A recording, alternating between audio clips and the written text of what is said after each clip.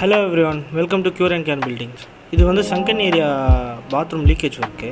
கீழே கிரவுண்ட் ஃப்ளோரில் பார்த்தீங்கன்னா வந்து ஃபுல்லாக சீப்பேஜ் ஆகி ரொம்ப அஃபெக்ட் ஆகிருந்தது. ஃபஸ்ட்டு பாத்ரூம் ஃப்ளோரை கம்ப்ளீட்டாக சங்கன் வரைக்கும் உடச்சி எடுத்துட்டோம். சங்கன் ஏரியா கம்ப்ளீட்டாக சிப் பண்ணி எடுத்துகிட்ட பிறகு ப்ரஷ் பேண்ட் கோட்டிங் ஒன்று கொடுத்துருக்கோம்.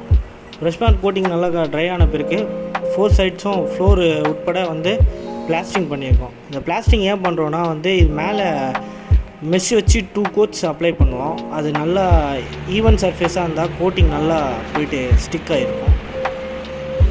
பைப்லைனில் தண்ணி ஊற்றி செக் பண்ணிவிட்டு வெளில எதுவும் சீப்பேஜ் ஆகுதான்னு செக் பண்ணிவிட்டு உள்ளே தண்ணி விட்டு டெஸ்ட் பண்ணிடலாம். அது ஒரு 2 days கேப் இருக்கும் வாட்டர் டெஸ்டிங்க்கு.